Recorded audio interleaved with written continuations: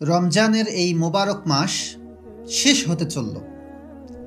রমজান থেকে যেরকম উপকৃত হওয়ার কথা, রমজান থেকে যা অর্জন করার কথা, তা কি আমরা সত্যি সত্যি অর্জন করতে পেরেছি? নাকি রমজানের 15টা রোজা যেতে যেতেই আমরা হাল ছেড়ে দিয়েছি? নাকি এখন ভাবছি যে কবে এই কষ্টের দিনগুলো শেষ হবে, কবে আবার আনলিমিটেড খাওয়া দাওয়া হবে, কবে আবার রেস্টুরেন্টগুলো, চায়ের দোকানগুলো, আড্ডা খানাগুলো আবার ওপেন হবে, এগুলো ভাবছি। দেখুন, মানুষ যখন কোনো কিছু পাওয়ার আকাঙ্ক্ষা বা আশা করে, তখন সেই জিনিসটার মূল্য তার কাছে অনেক বেশি হয়। আর সেই জিনিসটা যখন পেয়ে যায়, তখন তার কাছে সেই জিনিসটার আর মূল্য সেভাবে থাকে না। ধরুন না, আপনার হাতে যে মোবাইলটা আজকে ইউজ করছেন, প্রথম দিন যখন এই মোবাইলটা কিনেছেন বা কেনার আগ পর্যন্ত কতটা এক্সাইটেড ছিলেন, যখন কিনেছেন তখন এই মোবাইলটাতে সামান্য আঘাত বা সামান্য স্পট আপনি পড়তে দেননি। আজ কি সেই সেম গুরুত্ব আপনার আছে? নেই। কিন্তু মোবাইল তো আপনার কাছে আছে, মোবাইলটা এখনো পর্যন্ত আপনার হাত থেকে চলে যায়নি। যদি আবার চলে যায়, কোনো কারণে নষ্ট হয়ে যায়, ভেঙে যায়, হারিয়ে যায়, তখন আবারও এই জিনিসটার মূল্য আপনি উপলব্ধি করতে পারবেন। ঠিক সেইমভাবে এই রমজান আসার আগে ঠিকই আমরা দোয়া করেছি, আল্লাহ রমজান পর্যন্ত আমার হায়াতকে বৃদ্ধি করুন।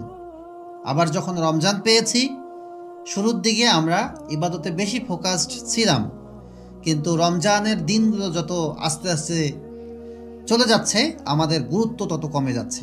আমরা ঠিকমতো তারাবি আদায় করছি না, ঠিকমতো কোরআন পড়ছি না, ঠিকমতো সিয়ামগুলো গুরুত্ব সহকারে আদায় করছি না। রমজানের শুরুতে আমাদের যেরকম কন্ডিশন ছিল, শেষে কিন্তু সেই কন্ডিশন আমরা নিজেদের ভিতরে লক্ষ্য করছি না।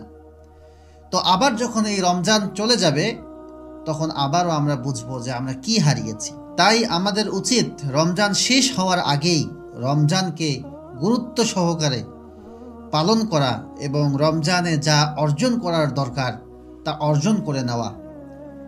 বেশি বেশি কোরআন তেলাওয়াত করা, সালাতুত তারাবিহ ঠিকভাবে আদায় করা, তাহাজ্জুদ নামাজ ঠিকভাবে আদায় করা, কোরআন তেলাওয়াত বেশি বেশি করা, জিকির আজগার বেশি বেশি করা, ইস্তেগফার বেশি বেশি পড়া, দান সাদাকা বেশি বেশি করা।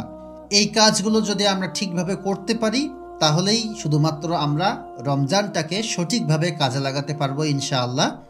এবং এই রমাদান আমাদের নাজাতের উসিলা হবে।